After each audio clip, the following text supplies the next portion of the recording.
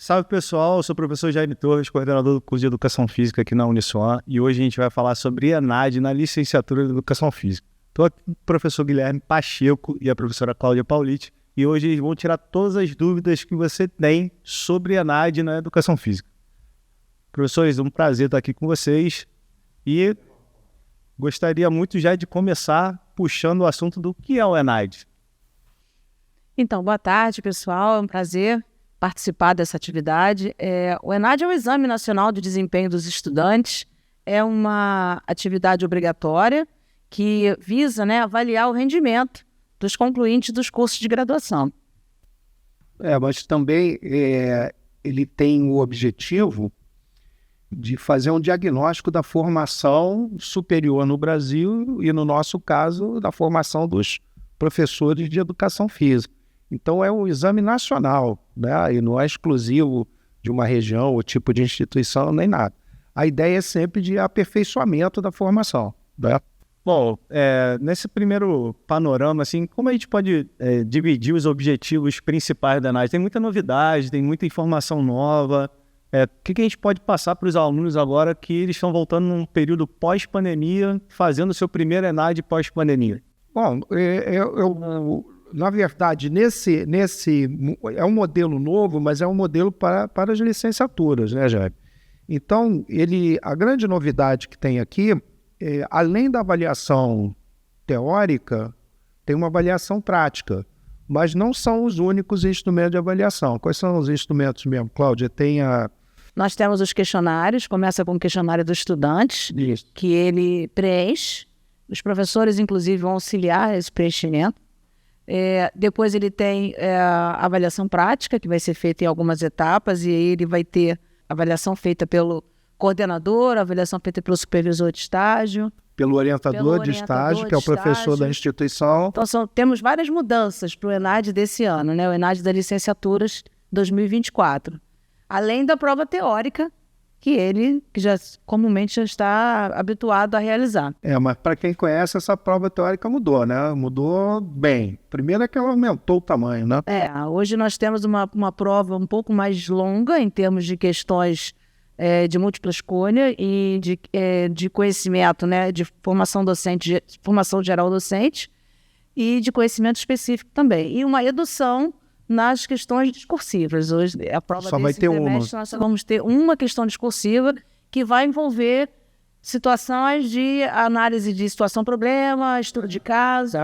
Ela vai envolver alguma tratativa em termos da realidade. É importante dizer que essa parte da prova, que é chamada de formação geral docente, que tem 27 questões, não é a mesma coisa que aquela antiga formação geral ou a formação geral de outros cursos superiores que não são de licenciatura. Ela é uma formação geral docente, significa que é sobre pedagogia geral. Entra filosofia da educação, história da educação, didática geral, sistemas de educação, entra legislação educacional, entra base nacional curricular, que são temas que atravessam todas as licenciaturas.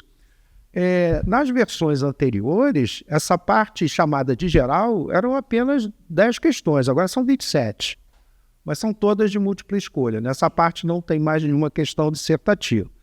E no componente específico, são 37 questões. Uma é dissertativa, que é importante dizer que essa questão dissertativa, a resposta é produzida pelo aluno. Tem lá um enunciado, né? E aí pede para que o aluno desenvolva algum assunto. E esse assunto é sempre a solução de um problema. E tem um espaço lá de 30 linhas, que inclusive pelo edital, a gente sabe que o aluno tem que usar especificamente somente a área destinada para a resposta. Ele não pode escrever fora das linhas ali, vai ser desconsiderado. E tem que ser o texto, para ser considerado uma pontuação, tem que ser o texto referente exatamente à temática da questão, aquilo que a questão pede. Mas é importante dizer que isso é produzido pelo aluno. As outras questões de múltipla escolha, resposta única, as opções de respostas estão ali, e o aluno vai escolher uma resposta que já existe. A gente costuma dizer que é mais fácil responder de múltipla escolha, que às vezes pode ser loteria, uma ou outra questão mais difícil, a gente tem que admitir isso, né? Lembrando, né, essa questão, só uma dica talvez, porque você falou aí do espaço que o aluno tem que responder a questão, né?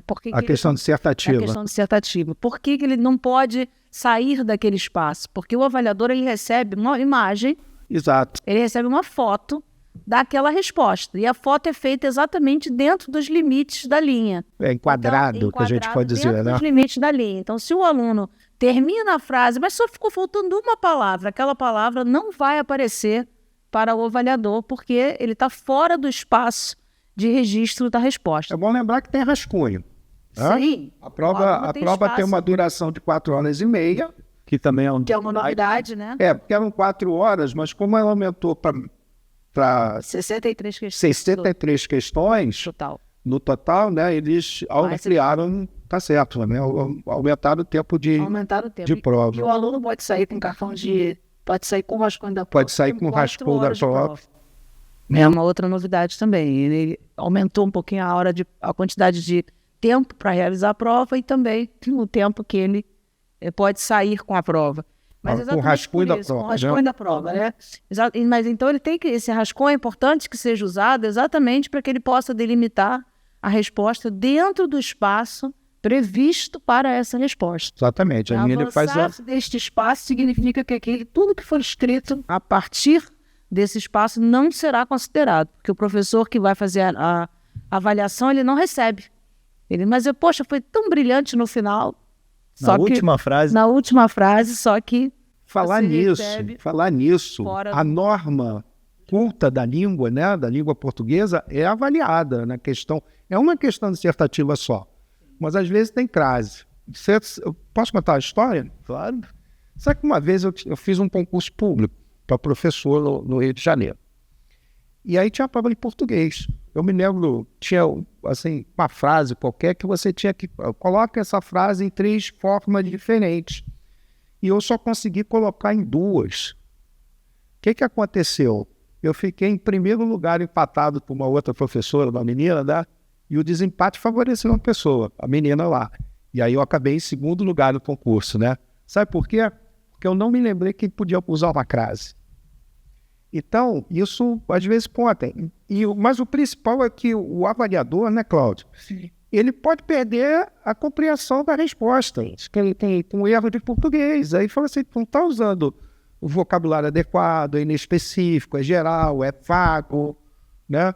Questão gramatical, questão da gramatical, clareza na letragem, no letramento, né? A clareza ali no escrever. E a caligrafia também, vale a pena caprichar na letra, porque o avaliador, isso é curioso. Nós já avaliamos várias provas, somos professora, né? A gente sabe que é mais difícil, a gente se detém mais tempo numa prova para tentar identificar o que o aluno escreveu, para ajudar mesmo, para dar o crédito que o aluno merece. Mas se tem erro de português, fica mais difícil. Aí você fica sem saber se ele sabe ou não sabe. Né? E às vezes a ideia é boa, às vezes o texto, né, o conteúdo do texto é bom, mas a gramática prejudica. Então ele acaba perdendo ali uma pontuação por essa gramática e às vezes o avaliador ele tem inclusive a opção de colocar que está ilegível, porque às vezes existe a opção do avaliador colocar ilegível. E que a caligrafia ela é tão difícil que a gente acaba marcando como ilegível e o aluno acaba perdendo aquela pontuação. Pessoal, só uma interrupção, já que a gente está falando da avaliação teórica, né? Tem uma dica, que eu acho que é uma dica importante, até uma dica que a gente pode dizer que é de ouro. Como é que a gente dirige o nosso pensamento, a nossa reflexão para responder uma pergunta de prova, pergunta do ENAD, qualquer que seja? Toda questão tem um enunciado, né? Tem um contexto, tem uma situação, e ela sempre tem um comando. Ele tem sempre um verbo que pede para você fazer alguma coisa. Listar, comparar, analisar, explicar, relacionar, né? E às vezes é mais de um verbo, geralmente seguido de alguns substantivos que são o tema da questão. Toda questão ela tem um assunto que está em algum substantivo, que é a classe gramatical, né? Tem um assunto ou 2 assuntos relacionados. Você tem que identificar isso e você tem que identificar o comando da questão, que é um verbo. Qual é a importância disso? Às vezes, você sabe a resposta, ou você sabe alguma coisa daquele tema e responde uma coisa que está certa, que é verdadeira, mas não responde a pergunta. Isso acontece muito e acontece frequentemente em questão dissertativa, mas acontece também nas questões de múltipla escolha de resposta única. Por quê? Porque as respostas, as alternativas que não são corretas, são possíveis. A técnica de construção de prova, de avaliação é assim. Então, quando você dá as opções, elas são descartáveis, mas são possíveis. Então, se você não estabelece uma relação com aquilo que pede a questão, com a resposta que, de fato, está atendendo aquele chamado, aquele comando, a gente erra porque a gente bota uma resposta parecida, que pode ser uma frase verdadeira, mas não responde ao comando da questão. Eu acho que isso é uma dica legal. Sempre sublinha lá no rascunho os verbos principais da pergunta, que aí vai facilitar muito a tua resposta. Um exemplo pode ser, numa questão sobre método de ensino, tá? Diferencie o método global do método parcial. Então você vai ter na resposta alguma alternativa que vai diferenciar os dois, vai falar assim, enquanto o método global isso, o método parcial aquilo, né? Então você vai ter que procurar na resposta uma diferenciação e não uma afirmação. Então você pode ter lá assim, uma descrição do que é um método ou o outro, mas sem diferenciar. Então a resposta, a frase é verdadeira, mas a resposta não é correta. Então, por exemplo, o verbo diferenciar ele vai ter que comparar dois aspectos. Esse é um exemplo simples para dar. Em tempo de tecnologia que todo mundo só digita, né? Só digita e eu mesmo me esforço para às vezes escrever as coisas, eu levo sempre meu caderno, vocês sabem, né? E para tentar continuar com a habilidade de escrever, porque a gente, quando perde a habilidade de escrever, a gente diminui a capacidade de pensar também. E uma coisa que é importante ressaltar também são as abreviaturas que nós estamos acostumados a escrever, né? TB não é TB, também. VC de você, BC de você. Não, é NA latil. Usar o nível de célula. Não, como a gente costuma ler, né? Nós somos avaliadores, nós fazemos leituras das provas do ENAD, correção das provas do ENAD, e comumente a gente lê, a gente acaba pegando esses vícios de linguagem, né? Essas abreviaturas, né? Vícios de escrita, que atrapalham, que também são... Comprometem a avaliação. E isso está bem definido nos critérios lá do INEP, né? Isso é importante. Falando em critério, em obrigação, vamos para a parte que deve estar muita gente curiosa depois dessa dica de escrevam antes de fazer a prova do ENAD. Quem é obrigado a fazer o ENAD esse ano e quem está habilitado a fazer o ENAD esse ano? Os habilitados... o primeiro critério para fazer a prova teórica são aqueles que completaram 80% da carga horária do seu curso. Então, o pessoal que deve estar hoje, em 2004-2, no penúltimo semestre do curso, no caso da gente da Educação Física, no módulo 7, ou no módulo 8. São os concluintes ou os que vão concluir até julho de 2025. Esses aí é obrigatório, né? Mas quem é que faz a prova? Essa que é a pergunta. Então, a prova teórica são esses. E aí tem a prova na avaliação teórica, que é o termo correto. E na avaliação prática, são aqueles que estão fazendo regência de aula no estágio. E aí, independente deles estarem com 80% ou não do curso concluído. Mas, em geral, pela prática, a gente sabe que o estágio está sendo feito mais ao final, e na nossa orientação, ela é a formação específica, né? Lá no final, esses alunos devem estar com mais ou menos 60% da carga horária do curso concluído. E aí tem que falar o que é a regência. Regência seria a minha próxima pergunta. Com certeza é uma dúvida que o pessoal que está assistindo ou ouvindo o podcast vai ter. O que é a regência da aula?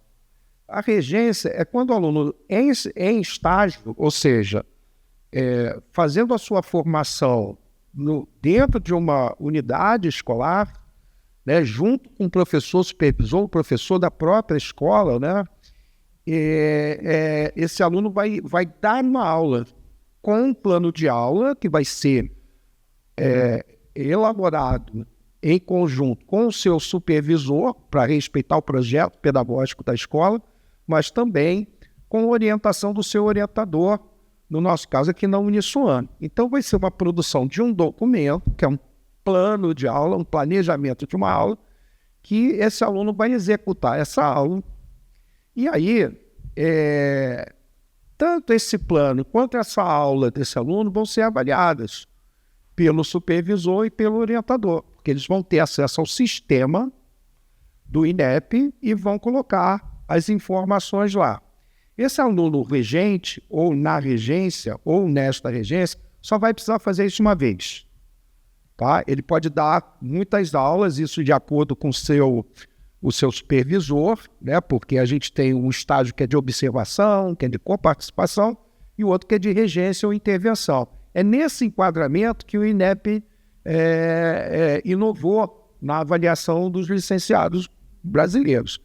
Mas ele também vai considerar o caminho desse aluno no estágio através de perguntas que serão respondidas no questionário do supervisor, ou seja, o professor da escola, e no questionário que o orientador, o professor da faculdade, vai responder.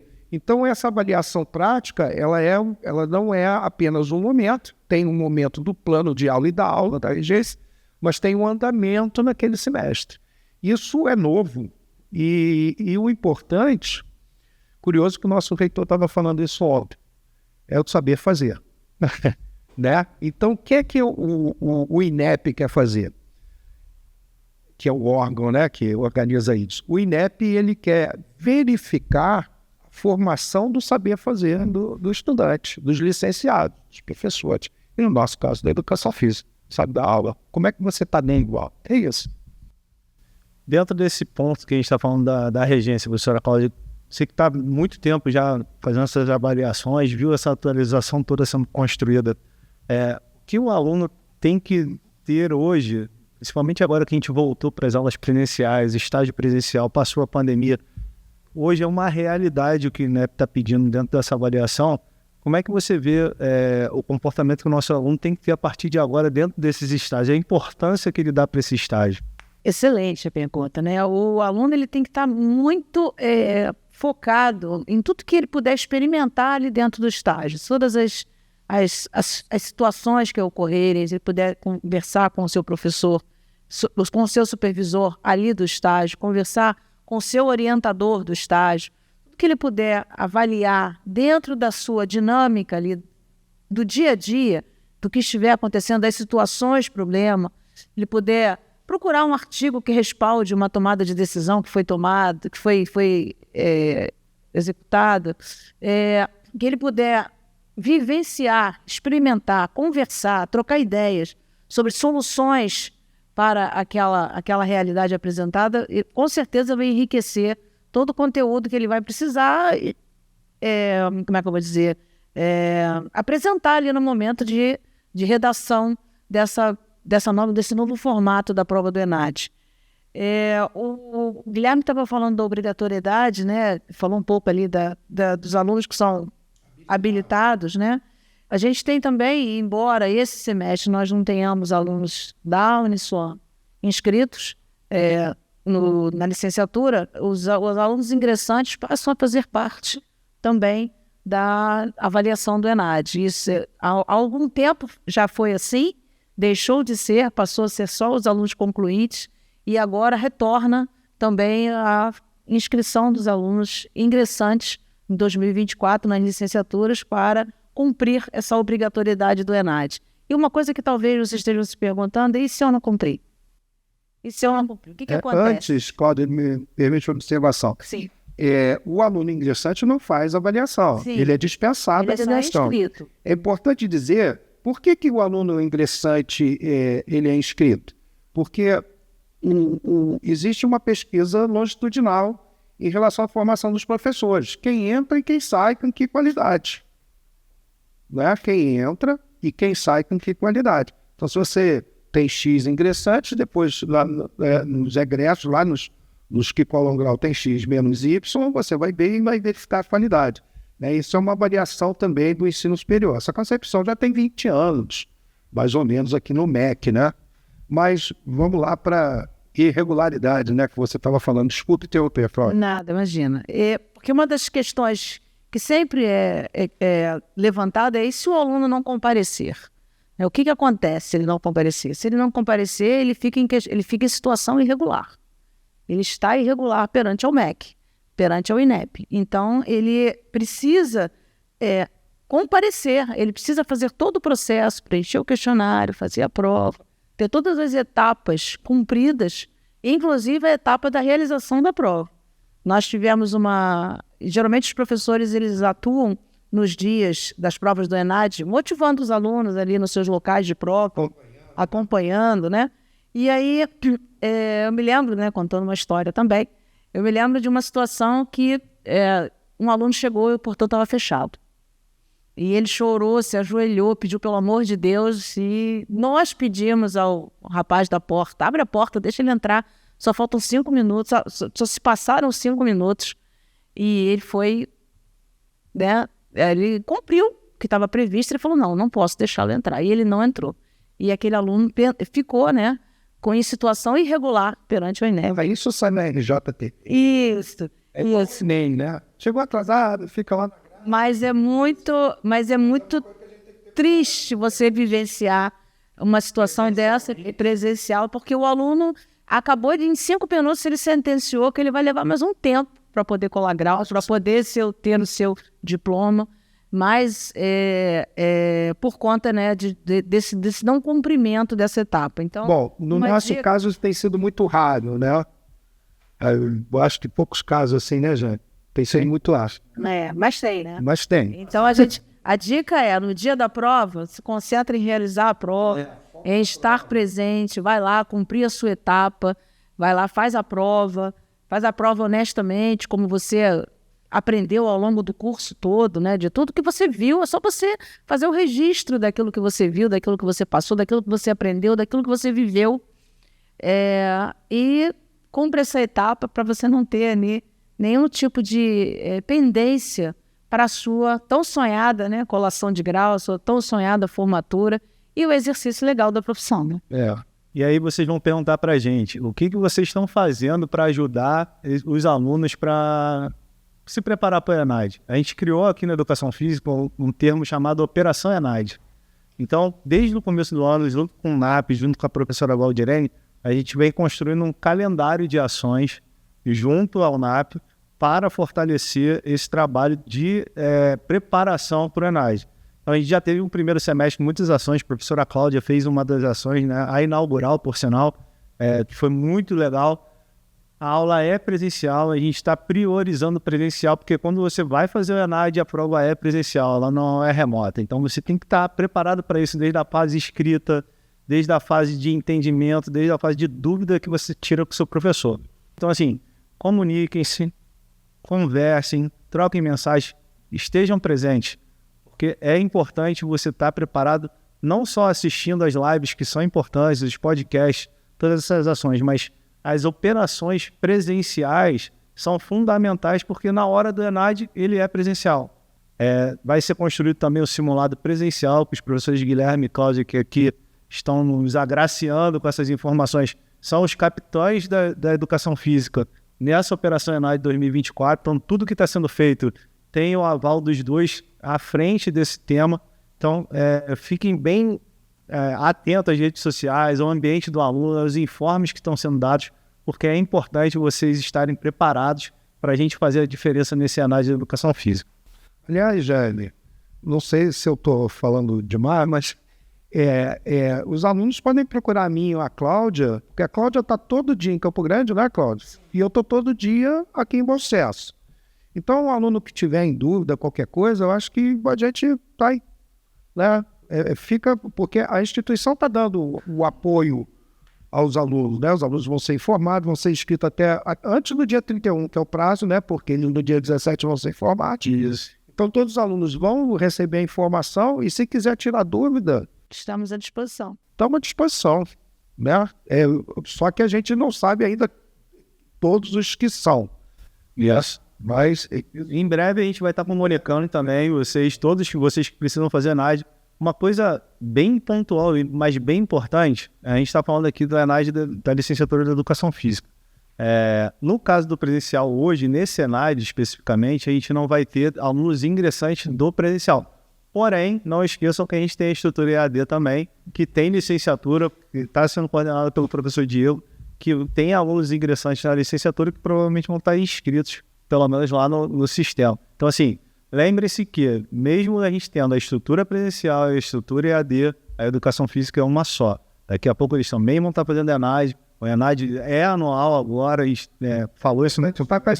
O ENAD agora é anual. Então, todos esses programas que a gente está fazendo, a gente também tem a Operação ENAD dia 5 de outubro, tem a Operação de ENAD dia 26 de outubro, sabendo já da importância do ENAD em novembro.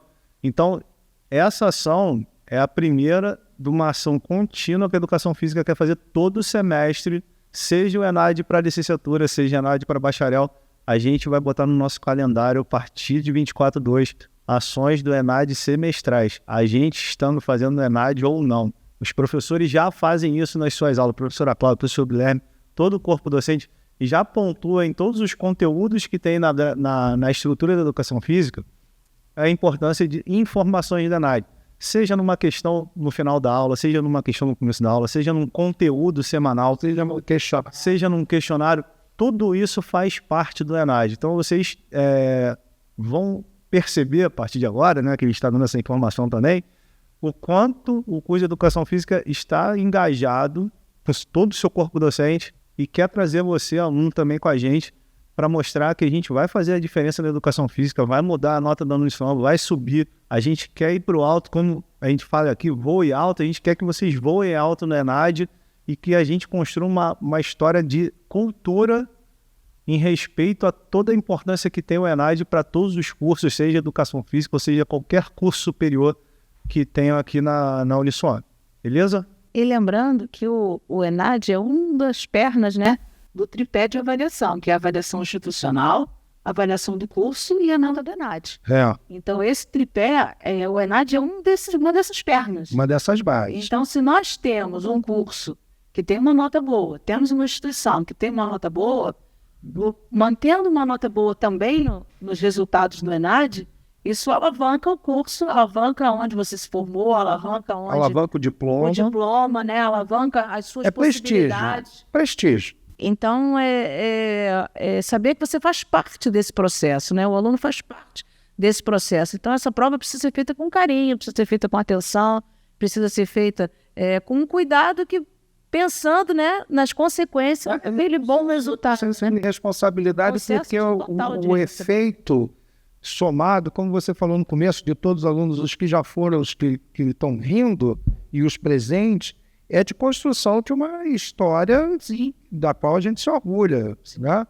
E manter isso é muito importante. Acho que nós, professores, nós temos bastante cuidado com isso, porque, de qualquer forma, isso também é um reflexo do trabalho da gente, né? Então, a gente preza muito isso. Eu acho que isso é importante. Eu acho que também o aluno deve sentir orgulho, né?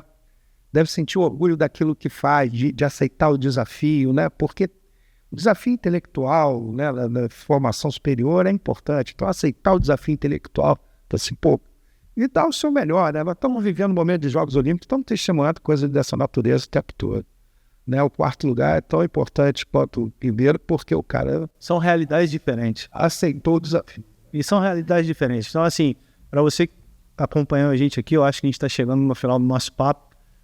Foi muito importante a gente dar esse primeiro passo. A gente quer que vocês levem esse carinho todo. O Guilherme acabou de falar, que a Cláudia pontuou bastante, para dentro da ENAD, para dentro do curso de Educação Física. São 22 anos de curso de Educação Física, né? A gente está fazendo 22 anos esse ano. O Suan está fazendo 55, a gente está fazendo 22. Então, assim, 22 anos formando profissionais de Educação Física com amor, com dedicação, com trabalho, mas principalmente querendo que vocês saiam daqui fazendo diferença. Se vocês saem daqui, viram nossos companheiros de trabalho e fazem diferença no segmento que vocês escolherem, nosso trabalho está realizado. Eu estou falando besteira aqui.